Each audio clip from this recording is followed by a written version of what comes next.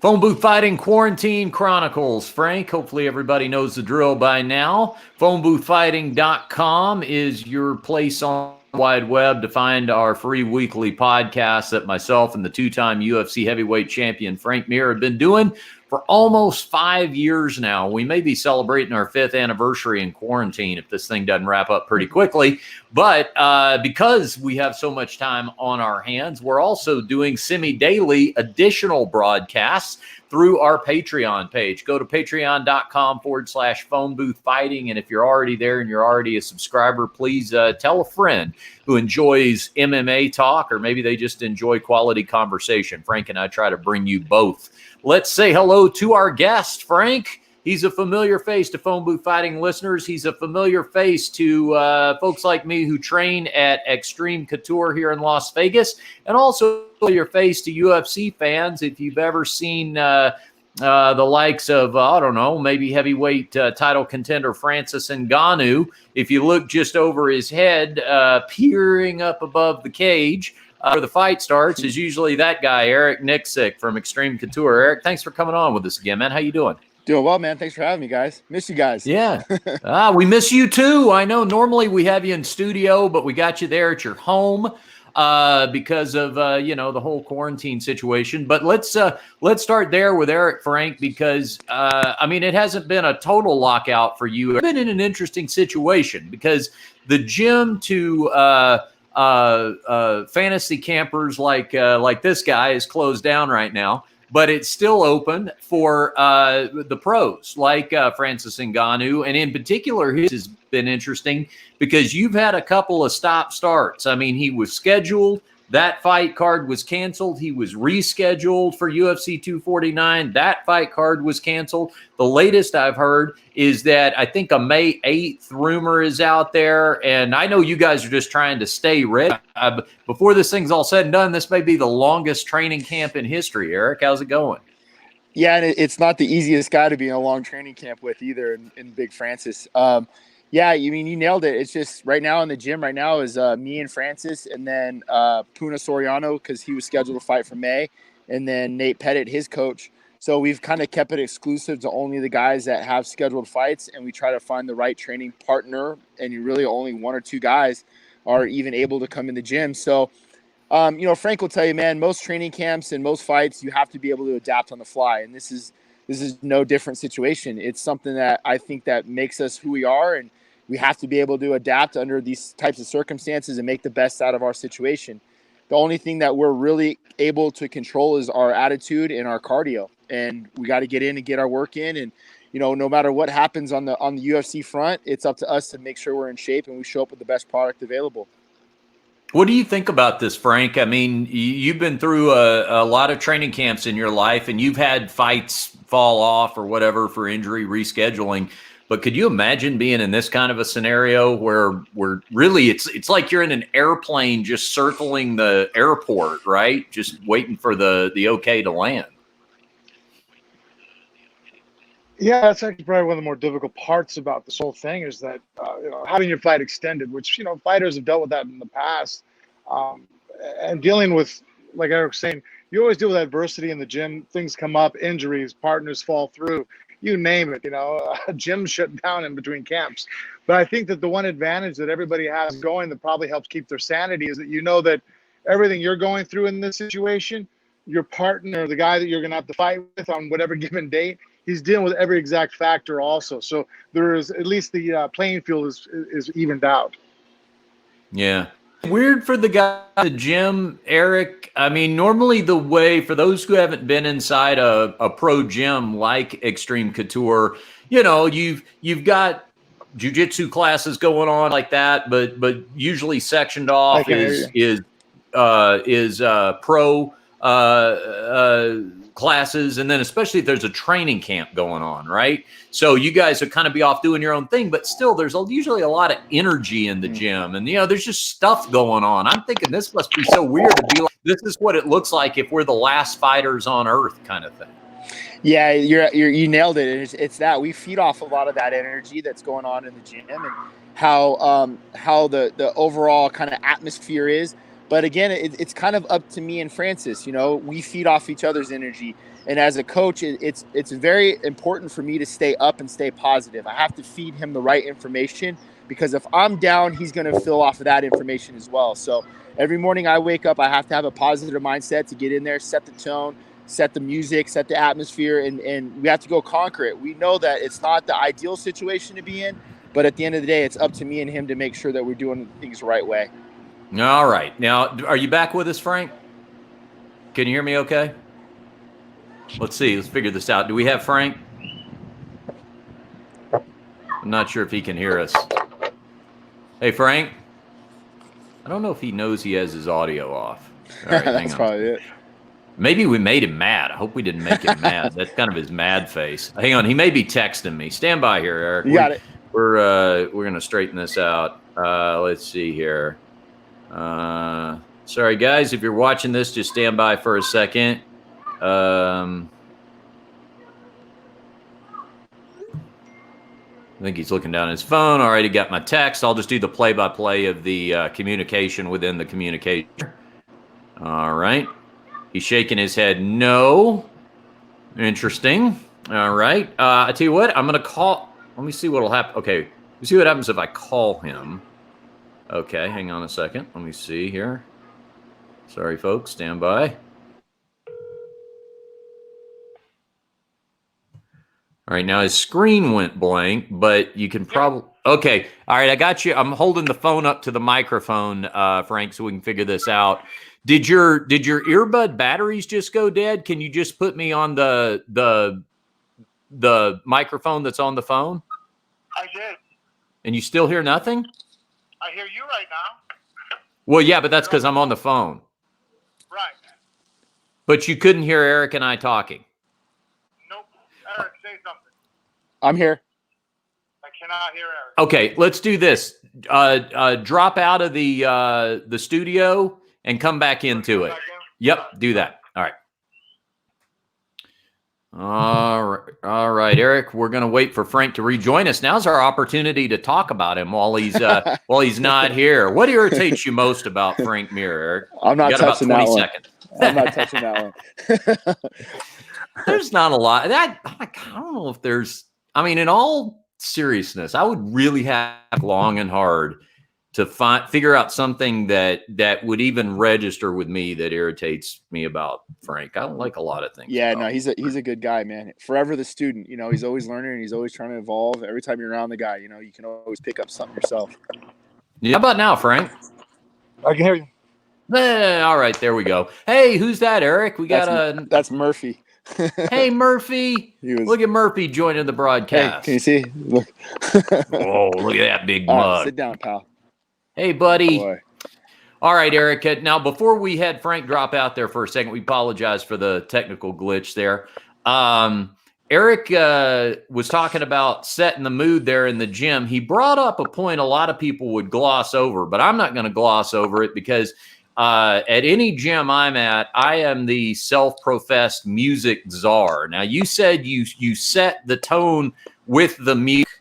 My money, the person who should always have their hand on the dial at that Xtreme Couture gym is Mike Hobby. Yeah. That's a guy who's got musical taste. Yes. But he can't be there all the time to handle it. So tell me what's the preferred am, as the kids say, of a Francis Ngannou. It's pretty easy. I usually just put on like the Drake Pandora or like Run the Jewels or something like that. Just upbeat rap and things of that sort. So that's usually where we're at. But just recently I made a playlist of all soul music. So it was like James Brown. Yeah, it was awesome. So it changed the mood. Myself, Jay Haran and Francis will come in and do our strength and conditioning. So it was all soul music that day, and it was fun. It was a different vibe. Oh, good for you. Yeah, Hobby is I love the fact that anytime he is coaching a session, everyone gets a crash course in Creedence Clearwater Revival. That's it. Everybody comes to understand the genius of John Fogerty. Yes. What about you, Frank? Now this is kind of a subject when we bring it up on the show, Eric. Those who don't know, longtime listeners are aware, Frank was musically neglected growing up. So for as all the accolades he's achieved in his fight was a price to be paid somewhere, and it came in the category of music for Frank. But what do you like, Frank? And do you just defer to whatever's playing, or do you? I never think I've ever actually asked you that. Do you get particular about what you like to hear in a camp? Yeah, no, I really don't. I like music to be on, and obviously I don't want to listen to like Celine Dion. That's a little hard to get going on. But other than that, I'm pretty open. I mean, in fact, now like we're at the gym working out, the kids kind of control it. Like, hey, what are the different rappers you listen to right now? We got Juice WRLD, Baby something, right? Little Baby, Da Baby, Annalie Choppa, and Blueface. Annalie Choppa. That sounds like some sort of cartel boss or something. I don't know who that is. I think a lot of right. moonlight in that area. Yeah. I don't. Oh, look at boy. This is a canine edition. There's is that Thule? Yeah, Thule decided to come out. Thule's joining the show. I got to get Nala in here so she can get up on my lap. Everybody's got their dogs represented. Yeah. Well, let's. We're talking about this. Boredom. She's back to dressing the dogs again. Oh yeah, Thule's got a little outfit on. I like that. Does Murphy ever wear outfits, Eric? No, he won't. He won't go for it. Bandanas? Will he do a bandana? Yeah, he might. He's usually he'll wear his collar and he'll put a bandana on or something like that. The girls try to dress him up all the time, but he won't. Oh yeah. I just can't fight back. So yeah. Well, let's look at a little training video here. We were talking about Francis Ngannou and Eric in the gym, and I pulled this up from Eric's Instagram so we can watch Big Francis work the mitts here a little bit. Yeah.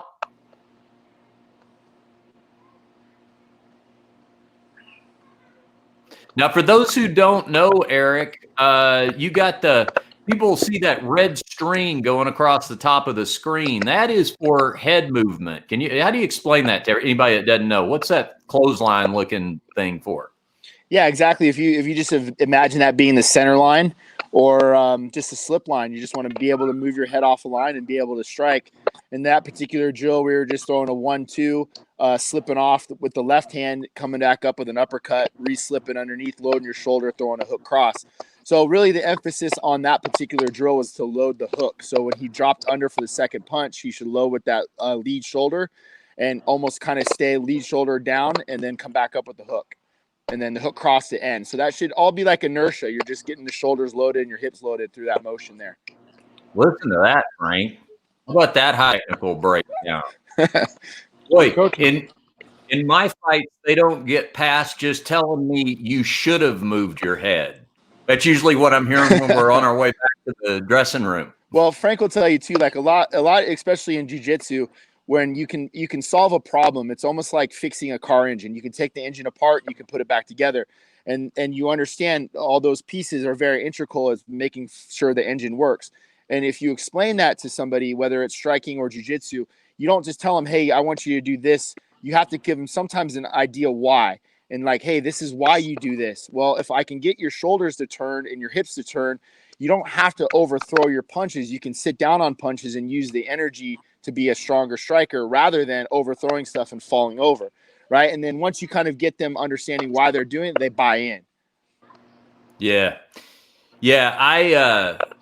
It's funny. I'm brushing up on all my little fundamentals as best as I have them up to this point in my MMA journey because for our daily exercise, and I got to tell you, I'm really enjoying this. My girlfriend Jennifer and I, every day for an hour, we go out to the garage. Put the mats are down in the garage, and I got a heavy bag out there, and we work. I can show her I'm about as good a jiu-jitsu teacher as I am a guitar teacher. I mean, I can get you started. I can get you just enough to like push you out of the way, and then you got to go drive somewhere else and get some lessons. But that's been kind of fun showing her some stuff because she's never really tried it before. So I have a feeling that who knows, you may have a member there at Xtreme Couture when we get things open again. Nice. To that point, I can. She's very interested, so I think maybe I can get her to start coming to the gym. Frank comes with his own ready-made squad there at the house, How's everything? What did you guys do today, Frank? Give me the rundown for the Mirror Clan. Let's see. Last night we did some jiu-jitsu and a little bit of bag work. Actually, I worked with Nick Best, and that's what we did this morning. So I showed Nick Best on once he has the back, we were trying to work on. I figured we're going to start off with everything we're going to do, whether we're striking, wrestling, or grappling on the ground, is to get to this position, to take someone's back and put in a rear naked choke. So his arms are so huge, I couldn't get him without almost ripping my head off. So I just taught him a palm to palm and how to put his palm to palm like a short choke. And Jesus, this morning when I woke up, I was definitely feeling it. Yeah, he's not even trying. I'm like, and then put your legs behind it, but don't do that to me. Right, you do that to the other guy. Yeah. And so then this morning we did some back work, some pull-ups, bent over rows, some grip work. And now we're gonna eat lunch or dinner, whatever it's called now here. Yeah, that's. Hey, by the way, Frank, try turning. I don't know if maybe turning your volume up will help. I need a little more mic from you. I hear you, but you're just a little faint. So see if we can turn the mic up a little bit.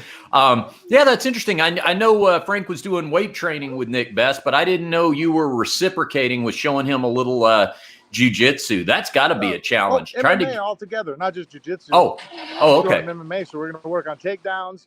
We worked on the 1-2 tomorrow, yesterday, just to keep from just the first basic balances of like, look, this punch gets you range, generates power, how you're stepping in, why, keeping your feet down, how to connect the energy to the ground, just where it gets out. I mean, you can sit forever just to master just 2 punches, but at least it got me some of the physics out of the way so he could start understanding it.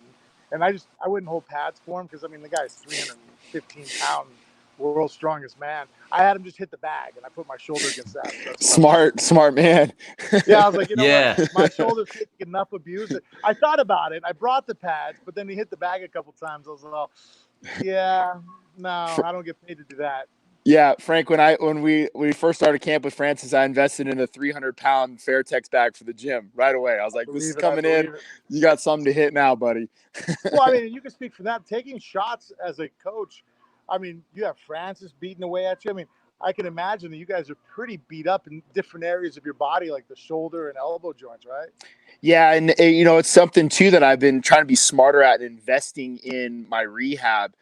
Going to see Heather Linden at the UFC PI and spending a little bit of time rehabbing and making sure I'm staying ahead of that. And by doing so, I've actually been able to handle this 11, 12-week camp with Francis a lot better and maintain my integrity in my shoulders and my strength. But, thank God the first guy that ever really taught me how to hold pads was Ray Cepho. So I had to learn pretty quickly, Yeah. What are you hearing, Eric? We're talking about your camp with Francis Ngannou, and Francis right now is, he's at the pinnacle of where any fighter wants to be, biggest organization in the world, title contender, all that. But as we all know, gyms are full of pros that come in all shapes and sizes and different places in their career, So I think for a lot of fighters, like anybody else who's an independent contractor, doesn't work for a big company, something like that, they're having to find creative ways to not only be in shape, but, pay their bills, make livings for themselves, things like that. I mean, anything you're hearing as far as interesting ways, creative ways that fighters are finding to, just try to keep everything afloat and keep going until we clear all this up? The biggest thing I've been seeing is guys have been doing a lot of Uber or Lyft driving, and I don't know how safe that might be, putting people in your car. And, I mean, I guess it'd be depend if they're coughing or sneezing throughout your car. But I know that's something a lot of guys have been picking up more on is that. And really, like I told these guys, there's no reason why we shouldn't come out of this with some new craft or a new hobby. Your mental reps should be sharp, Randy said it the best to us. He goes, there's no excuse for your guys' cardio to be shit when you guys get back. That's one thing you guys can control. You have road work. You can run anywhere in this town. So your cardio should be good. So all those things kind of for us, as far as staying busy goes, these guys are trying to make their ends meet. We at the gym, one of my proudest moments ever to Xtreme Couture. Randy paid all of our 1099 contractors 30 days of their pay up front, which he didn't have to do. Wow. Because once we figured out we were going to have this time off, he wanted to make sure that he took care of these guys. And the reason why the gym is successful is because of these coaches that we have at the gym. And I was very proud of Randy stepping up and doing that. I mean, that was all on him. We didn't even ask him to do it. He just said, hey, let's get the average of what these guys pay is, and let's pay these guys some money so they're not struggling. You know what? Good for him. And I'm glad you brought that up, because we've talked on the show when all this started, and I just make this a general statement. I understand a lot of are not, maybe they're not successful yet. Maybe, they may be struggling financially themselves or whatever. So I'm not saying everybody should do it, because maybe there's a lot of people that can't. But I applaud anybody who is just doing what they can. Do what you can. If you got it and that's an ability that you had to share that, good for you for doing that. And I just think it's important to applaud that wherever we see it, because Frank knows I'm long on record as saying we always put way too much emphasis in this world on success being what kind of car somebody drives, or, that kind of thing. And especially if you're a business owner, it should be measured much more closely on the happiness of your employees. How do you take care of them? What kind of turnover do you have? Nobody ever wants to leave here. Why is that? Because the person at the top does what they can do to take care of them. So good for him for doing that. I'm glad you brought that up, and I'm glad that the guys there benefited from it. Speaks very well of him. I got to tell you, Frank, would you say that just as far as the time of, okay, we're all stuck in our houses, is it advantage me by a little bit at this point? Am I doing a little better than you are as far as wanting to break out and get places, or would you disagree with that? No, I think you are handling it. You seem to be, honestly, if this could go on for a lot longer, I don't think you'd be too upset about it. You're doing all your video recording, putting all your VHS to burn into your data. So you're with the animals at the house. You seem to be okay with it. Us here at the house, we could do workouts, but they're not the same as going into a gym. Yeah. And 15, 20, 30 other guys working out. All this just, small group stuff that we're trying to do, and just, each one of us can pick one workout partner to go to the gym with, and that's it, and then we just kind of drill and work out things, and it's such a weird era. So I'm definitely not enjoying it. I'm getting by, but I'm looking forward to this being over with. Well, and for sure I miss out on all that. Obviously, I got an Xtreme Couture membership that I'm going to have to take a pro fight to be able to do anything with it right now. And people have told me that's a bad idea, so I don't think I'm going to be doing that. But I'm looking forward to getting back in there for sure. But no, it's because it is. I guess I just benefited from a whole bunch of shit I needed to do that I had not time to get around to doing. But that's the difference between you and a lot of other people right now. When you said, I would like to get that done, I just don't have enough time. I think there's a lot of people right now that have always said that, I want to do this, I just don't have enough time. I would like to learn that, or acquire this, or get through this, or whatever the case may be. They had some kind of goal, and they always bullshitted themselves going, I just don't have the time. Well, if you didn't get that stuff done now, or you're not even attempting to do it, time was never the problem. You're right. No, it's a good test to kind of see. That's interesting, isn't it, Eric? It causes you to be very introspective. Like you were just talking about, Randy said, no reason to get out of cardio shape, that kind of thing. Like this is a kind of a test for a lot of people as individuals to, well, do I just shut down and curl up in a ball and don't move? Or do I realize the limitations of the situation, but at the same time, take the opportunity to get better at something that, like I was saying, you didn't have the time to do. Yeah, and to kind of echo what Frank said is you might, if you say you don't have the time, you might as well just say it's not important to you. You don't have the time because it's not important to you. You can make time. The one thing that I noticed too, and I tell some of my guys, take a look at what your screen time is on your Instagram or on your phone. And you'll be blown away. You'll be blown away. It's and I'm saying that because I saw it myself. My accountability. I'm looking at my Instagram, and it was like 2 hours a day. Where you think about it, if you're doing 10 minutes and 10 minutes and 10 minutes and 10 minutes, it adds up. Where there's 2 hours of your day that you're spending on social media that is absolutely zero production. So okay, well, where can I? If this is important to me to do these things, well, I can find time because I know I'm spending enough time on Instagram, you know, and that was some things that I saw in my, like, all right, man, I got to be better at this. Well, for me, it's just like what I figured out is even if you just break it down by hour, you know, I've said to myself, okay, every day I'm going to spend an hour on the mats working out, and I'm going to spend an hour with guitar. That was another thing for me is like, you know, I'm taking this opportunity to make myself a little better of a musician because I've got that time. You know, beforehand, I might have to wait till weekends or something like that, a day off to be able to do things. And also this podcast. I mean, you know, Frank, I guess I haven't said this to you personally, but we'll have this emotional moment here while Eric's watching. But seriously, like, you know, and this speaks well of Frank. It's like, you know, we have this podcast, and rather than look at it and go, oh man, you know, do we even keep doing this? We're not even going to be able to go to the studio together. Frank was like, let's do it every day. What else are we going to do? Right. So, you know, we get together for 30 minutes and we bring on friends, and we have fun chats like this. So it doesn't have to be a all bad thing. How are you doing with Eric? You've got younger kids, right? I know you got what are your age ranges? 12, 10, and 3.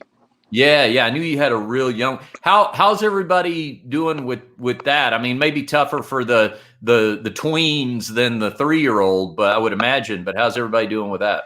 You know, I think in consideration of everything, they've done really well. And you know, I'm being a coach. You're very busy. You're on the road a lot, and especially for my 2018, 2019, I was gone.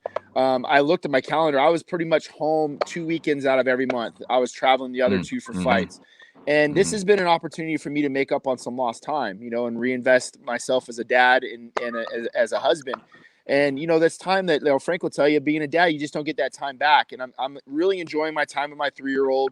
He's my only boy. I have 2 daughters. And like some of the stuff coming out of his mouth and the way he's, you know, growing up, you don't get that time back. So in a way, I get it. Like, I don't want to take light to this situation, but you have to think positive when anything's dealt to you. And this has been something that I really wanted to, you know, to take advantage of, is being a good dad and being a good husband while I'm here. Yeah.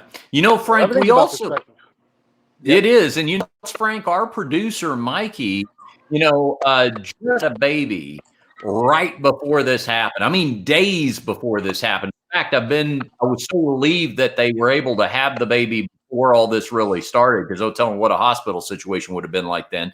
But if you think about it, Frank, what a silver lining for him, because he wasn't going to get maternity leave. He's going to have to get right back out there to the grind. And through circumstance, he's been able to be with his new daughter every single moment of this whole first, now going on a couple of months of her life. That's pretty cool. Yeah, no, awesome opportunity to be there with your kid every day. It couldn't have been better. That's the way I look at it. I've seen a couple things people post about being stuck with their kids, their wife all the time. And I'm like, I'm sorry that you chose that to be your home life and that's what you created. And in the past, you dealt with it by disappearing. But I mean, every time I've been gone, I just can't wait to get home again. You know, yeah. So to me, I mean, this is awesome. Like, we're playing board games, putting together puzzles. You know, I tell the kids, like, all right, you guys are doing your own thing, but we're all going to watch a movie together. Everybody get in bed now. We're all going to, it's just an awesome amount of time that we get to spend together. I see my kid, we're all doing our little workouts at different gyms or parks or whatever we're going to do that day. I think, like you said, Eric, a situation you can look at it and go, well, this is what's going to suck about it. I'm like, well, yeah, nothing's perfect, but what's going to be great about it? Well, I'll have more time in my hands, or closer with your wife and your kids or whoever you're at home with. Okay, so I can build on this and take away from that. Then work on that. Don't sit and sulk about what you can't do. You know, just take advantage of what you can do. And think about it this way too, Frank. Like for us, and any way that if you cornered a fight, right? If you're negative and you're down and your energy's crap, then that's what the household's going to feel too. You know, so you have to present yourself in a positive manner to transcend throughout the household. And he's going to be okay. Here's what we're going to do for today. Have an attack plan and follow through with it. But no, you're absolutely right, man. It's to me, it's a blessing in disguise. The one person, Frank, that it's funny, how this has just manifested itself in the back of my mind, but putting myself in his position and that age and all that kind of stuff. The one person I've been concerned about in a weird way in this whole thing is young Cage Mirror, because Eric, he He's just dealing with the got hardest. his first real girlfriend. Oh, And man. I mean, just a month or so before all this happened. And he's how old now, Frank? 14. Yeah, Oof. 14. So can't drive. You know, you think about like because if you guys were anything like me, so 14, first real girlfriend, this would have been mom and dad are going to drive us to the movies. Her dad's going to drop us off. My dad's going to pick us up. Something like That's that. their dating parameters. Yeah, They right. go on dates, but it's like Cage goes to dinner with their family. They go outside. Yeah. Right. Or they go to the movie theaters, and either they're at the movies she's with us, or we're with them. Vice versa. Right. In case it's group dating with one set of parents. Right. So that's what you would normally do. And I was thinking, man, because that was a big moment in my life. You know, we talk about Frank because I've never drank or anything, Eric. It always is weird to Frank that, fun was nothing for me. Like that's not exciting to go to a bar. But certain You still have the most important addiction. certain parameters like 18 was a big one because I could vote, things like that. But I remember this. I mean, probably right about that age, 13, 14, getting that girlfriend and go to the mall, walk around the mall or whatever. That was big doings. But all those things, I was like, oh man, I can't imagine how painful that's got to be in that situation. I mean, can you, I know it's been a long time, Frank, but can you kind of put it right back in that 14-year-old head? I was a pathetic 14-year-old too. On top Yeah. of that, at least he has dignity in the acts. It probably has to me around. I pay attention. Right. Man, I was very. Oh, please love me. I was a pathetic first boyfriend, but and he was handling it good. A little depressed, but then I had to kind of warn him because he got too focused, and so my wife, obviously is hypersensitive that's her baby, her boys. And there's that natural competitiveness with any girl that's going to date your son. I get it. Right. Just Mother Nature at work. So, she started making some complaints because Cage has been in his room all day long, FaceTiming her. They're heartbroken, can't see each other. So finally, I tell Cage, I'm like, dude, you can be on the phone all you want. You asked me to get out of that room. Yeah. And then she said something. I'm saying, I told you, I know your mother. I've been at this a long time. Read the room. So he's doing better. He's hanging out. In fact, they actually got to see each other. They have some bracelets now that she went and got him that you can hear each other's heartbeats. They vibrate. Oh boy. Each other. Yeah, no. 14-year-old puppy love. I know it. Yeah. Man, that's all right. Well, good. Well, I'm glad he's holding up under the circumstances because that does suck for him. Yeah, it does suck. Those were the days, man. Yeah. Yeah. So what do you know, Eric? I mentioned that beginning at the very beginning of the show. We'll let you go here, but I mentioned that May 8th date. I mean, are you hearing anything that anybody else isn't hearing as far as, that's just kind of the rumor right now, location TBA. You guys have to probably act like it's for sure happening, but do you know anything else? Exactly nothing. We haven't heard anything other than just a rumor mill of you guys. I think it was May 9th or May 16th, I think was the two dates that we got. I'm going to have the date wrong. Yeah, location was not given. Mick Maynard wrote me yesterday just to say hi and check in, but, it wasn't much of prying or anything. And I think for us, to be quite honest, this is all good work. If we're in a camp or not, this is all good work for Francis. We have ground we need to make up on, and if we want to fight Stipe again or DC, obviously we have to get through Jairzinho first, but any time that we have on the mats together and that we can grow as together is important. So that's what I told him. I said, look, this is all money put in the piggy bank, and then one day we get to break that bank open. That's a good metaphor to use. Well, you can follow Eric on Instagram, even though he's trying to watch his screen time. He's still very active on there. And he has a lot of great training footage and stuff like that at Eric_XC MMA, as in Xtreme Couture. Eric_XC MMA, and we'll give our best to whoever's around over there at Couture, and we're looking forward to all being able to show up there once again and train.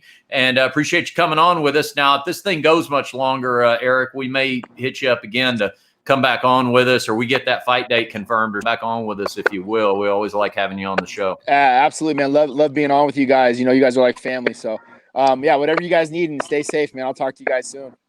Yeah, sounds good. Frank, real quick before we go, tell everybody about the Amazon banner and also the link to American Shaman and Mitrospect that's on phoneboothfighting.com.